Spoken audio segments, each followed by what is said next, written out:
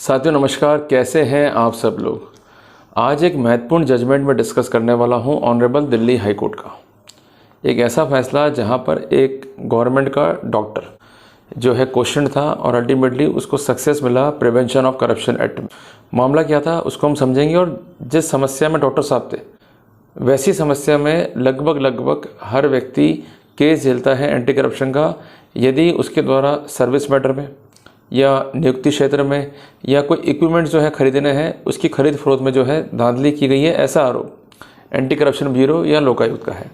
तो एक एक बिंदु को जो है हम समझते हुए चलेंगे और कैसे वर्कआउट करना है इसको भी जो है हम देखते हुए चलेंगे, क्योंकि जो मैं बता रहा हूँ ट्रीटमेंट तो वही चलेगा। अब रिलीफ कब मिलना है, कहाँ मिलना है, कैसे मिलना है, ये आपका भाग्य है। तो इसलिए जो कुछ भी है वो प्रोसेस है, उसको फॉलो करना है। वो प्रोसेस क्या है, उसका ट्रैक क्या है, इसको समझना भी ज़रूरी है। और ये सबसे ईजी प्रोसीजर जो मैं आपको एक्सप्लेन कर रहा हूँ वो अगर आप फॉलो करेंगे तो कम से कम अपने आर्गुमेंट को इफेक्टिव तरीके से बिफोर कोर्ट ऑफ लॉ रखने में आप समर्थ होंगे। अदरवाइज़ क्या होगा, आप समझ नहीं पाएंगे, फिर आप वकील के पास जाएंगे, वो भी समझ नहीं पाएगा या आप समझा नहीं पाएंगे, तो आपका जो है नुकसान वहाँ पर होना है। तो वकील के पास जाने से पहले खुद लड़ने के लिए तैयार हो जाए कि हमें किस तरह से केस को फाइट करना है, हमारी स्ट्रेटेजी क्या होगी और हमें किस तरह से हमारा ब्रीफ जो है रेडी करना है। क्लियर है साथियों। जजमेंट जो है ये ऑनरेबल दिल्ली हाई कोर्ट का है। जजमेंट जो है 14 अक्टूबर 2022 का है। डॉक्टर सर्वेश बनाम स्टेट ऑफ एनसीटी जजमेंट का पूरा टाइटल है। इस मामले में क्या हुआ कि जो ये कंसर्न डॉक्टर थे इन पे कई एफआईआर जो है दर्ज हो गई। सबका एक ही बेसिस था कि इन्होंने मेडिकल इक्विपमेंट्स को खरीदने के संबंध में जो टेंडर प्रोसेस था उसमें गड़बड़ियाँ करी, जिससे अल्टीमेटली जो कंपनी थी उनको फ़ायदा पहुंचा और जो सरकार थी उसको नुकसान पहुंचा। ये गेस्ट ऑफ एफआईआर है और इन पर section 13 sub clause 1 sub clause D PC act, जिसको हम कॉमनली कहते हैं the offence of criminal misconduct, उसके आरोप थे। एक आरोप था इन पर चीटिंग का, इन पर आरोप था फॉर्जरी करने का और इन पर आरोप था कॉन्स्पिरेसी करने का।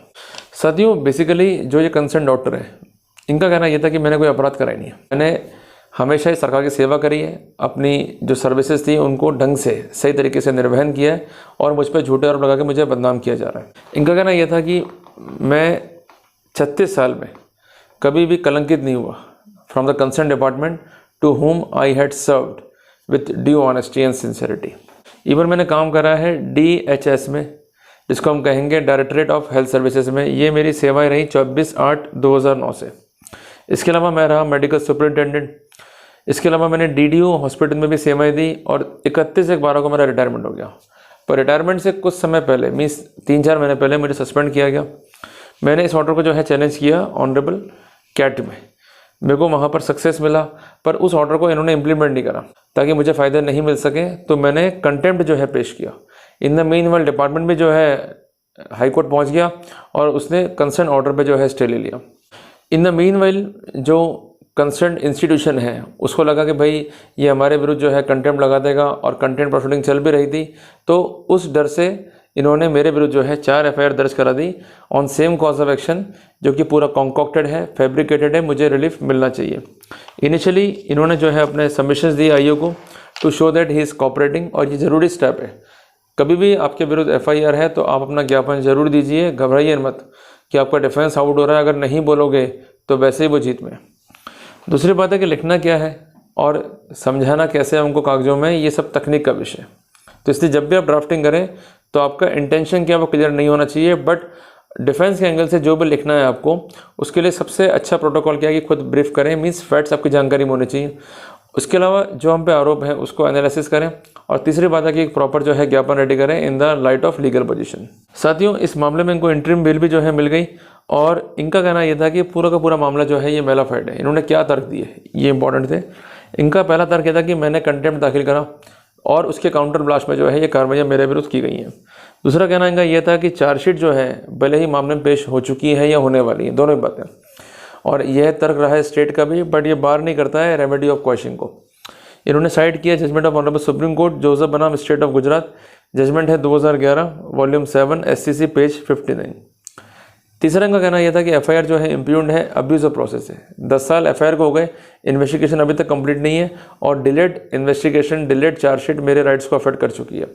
इनका कहना यह था कि डिले जो है मेरे पार्ट पे नहीं है और ना ही ऐसा कोई इंस्टेंस जो है प्रोसिक्यूशन पेश कर पाया। नंबर 5 पे इनका पॉइंट ये था कि कोई स्पेसिफिक रोल नहीं है मेरा, और जो भी एडवांटेजेस बताए गए हैं वो मेरे पार्ट में वैसे भी आना संभव नहीं थे किसी अन्य व्यक्ति को, क्योंकि जो भी कॉन्टेंट हुआ है उसको करना, उसको एग्जीक्यूशन और उसका फर्दर वर्कआउट वो अन्य व्यक्ति या अधिकारी के हाथ में था, मेरे हाथ में नहीं था। इनका कहना कि मुझे कोई पिकंदरी एडवांटेज नहीं हुआ है इस प्रोजेक्ट में, और इसके अलावा जो सिक्योरिटी अमाउंट थे कंसर्न कंपनियों के उसको भी जो है कंसर्न इंस्टीट्यूशन के द्वारा फॉरफिट किया गया है, तो इसमें मेरा कोई रोल नहीं आता है। सिलेक्शन जो है कंपनियों का वो कमेटी ने करा है, उसमें एक्सपर्ट थे, तो वहाँ भी मेरा कोई रोल दिखाई नहीं दे रहा है। इसके अलावा ब्रीच ऑफ रूल्स हैं, तो it might be a case of disciplinary action but it could not be a case for corruption. Even there is no mens rea, जो कि जरूरी है 420 आईपीसी के ऑफिस में, ना तो मैंने कोई फॉर्जरी करी है, ना इस पर मेरा कोई कॉन्ट्रीब्यूशन है, ना ही कोई ऐसा रीजंस फाइल पर है to believe and to assume that कि मेरा कोई कॉन्ट्रीब्यूशन रहा हो। केवल मियर एलिगेशंस पे, मियर बार्ड एलिगेशंस पे केस को कंटिन्यू करना मेरे राइट्स को अफेक्ट करने के समान होगा। इसके अलावा पॉइंट नंबर 10 ये था, एक जजमेंट है बाबू भाई बनाम स्टेट ऑफ गुजरात का 2010 वॉल्यूम 12 SCC पेज 254। इसमें यह भी स्पष्ट किया गया है कि अगर एक ही घटनाक्रम को लेकर मल्टीपल FIR है तो ये अक्यूज के राइट्स का उल्लंघन है। इनका कहना है कि मेरे विरुद्ध जो है कोई डिपार्टमेंटल एक्शन भी नहीं है, तो ऐसी स्थिति में FIR जो है अब्यूज ऑफ प्रोसेस है। इसके अलावा एडिशनल पॉइंट क्या लिया उन्होंने कि अनिल महेश्वरी का जजमेंट है ऑनरेबल दिल्ली हाईकोर्ट का, उसमें ये स्थिति स्पष्ट है कि अगर कोई पब्लिक सर्वेंट डील कर रहा है किसी कॉन्ट्रैक्ट में, टेंडर में या किसी अन्य सर्विसेज में जो कि जुड़ी हुई है उसके प्रशासनिक कार्य से, और उसमें उससे गलतियां हो जाती हैं या किसी को कुछ फ़ायदा पहुंच जाता है, बट ये फ़ायदा मेजर नहीं है, मियर रॉन्ग डिसीजन है, तो it could not be a case of corruption rather than it might be a case of disciplinary reaction. तो इनका कहना यह था कि चार्जशीट का फाइलिंग हो जाना या अन्य फैक्टर्स अगर फाइल पर भी हैं बट प्रथम दृष्टया रूप से मामला कॉन्सिडर नहीं करते तो मुझे वहाँ फ़ायदा मिलना चाहिए। स्टेट ने भले ही इस पिटीशन को अपोज किया, पर उसके बावजूद भी कोर्ट ने हर एक फैक्ट को एग्जामिन किया। तो कोर्ट का कहना यह था कि filing of chargesheet is not a ground to bar the remedy available for the question. यहाँ पर रिलाई किया गया जजमेंट ऑफ आनंद बनाम स्टेट ऑफ NCT को, जजमेंट है 2019 का ऑनरेबल सुप्रीम कोर्ट का। दूसरा कहना यह था कि मल्टीपल FIR है, सेम कॉज ऑफ एक्शन पे ये भी गलत है। तीसरी बात, इन्होंने कंटेम्प्ट लगाया तो ये काउंटर ब्लास्ट के रूप में FIR दर्ज हुई है। चौथी बात, डिले जो है वो इनऑर्डिनेट है, और 10 साल तक डिले क्यों हुई इसका कोई भी कारण नहीं है। डिले अक्यूज के पार्ट पर उसने हैम्पर किया हो इन्वेस्टिगेशन को, ये भी कहीं नहीं है। तो कोर्ट ने कहा कि जजमेंट है ऑनरेबल सुप्रीम कोर्ट का 2008 का पंकज बनाम स्टेट ऑफ महाराष्ट्र, जिसका साइटेशन है 2008 वॉल्यूम 16 SCC पेज 117। इसमें स्पष्ट किया अगर डिले इनऑर्डिनेट है, अनएक्सप्लेन्ड है, तो it is a good ground to quash the proceeding. तो कोर्ट ने सारे फैक्ट्स और सर्कमस्टेंस को देखते हुए इसी ग्राउंड पे FIR को जो है क्वेश करने का ऑर्डर कर दिए। कोर्ट मेरिट्स तक पे भी नहीं किया। तो ये जजमेंट जो है हमें सिखाता है 5 महत्वपूर्ण बातें। सबसे पहले बात कि आपके केस में जब FIR कटी उससे पहले जो प्राइमरी जांच चली उसमें कितना टाइम लगा, अगर डिले इनऑर्डिनेट है तो इस पॉइंट को आप रेस करें। दूसरी बात है कि जो डिले है उसको प्रॉपर्ली एक्सप्लेन किया गया है या नहीं किया गया है, अगर नहीं किया गया कोर्ट में दाखिल करें एप्लीकेशन, इस पॉइंट पर जो है स्पष्टीकरण लें। तीसरी बात यह है कि जो भी प्रोसीडिंग्स ACB कर रही है उसमें आपका स्पेसिफिक रोल क्या रहा है, उसके लाइट में एविडेंसेस क्या, अगर नहीं है तो वी में गो फॉर क्वेश्चनिंग। चौथी बात, filing of chargesheet is not a ground to reject the remedy for questioning. और सबसे इंपॉर्टेंट बात, डिपार्टमेंटल एक्शन हमारे खिलाफ है या नहीं है, ये भी इंपॉर्टेंट ग्राउंड बनता है।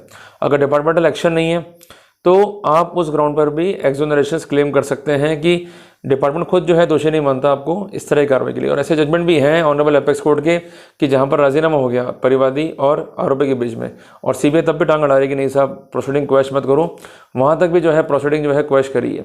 तो इसलिए मैं कह रहा हूँ कि हर केस जो है डिपेंड करता है फैक्ट्स पे और सर्कमस्टेंसेस पे, और लीगल पोजीशन जो है क्या अप्लाई हो रही है।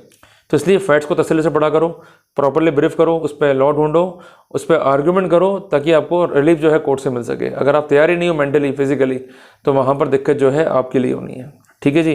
तो उम्मीद करता हूँ कि आज का टॉपिक जो है आपको समझ में आया होगा, किस तरह से एक डॉक्टर ने लड़ाई को लड़ा और किस तरह से उसको जो है राहत मिला।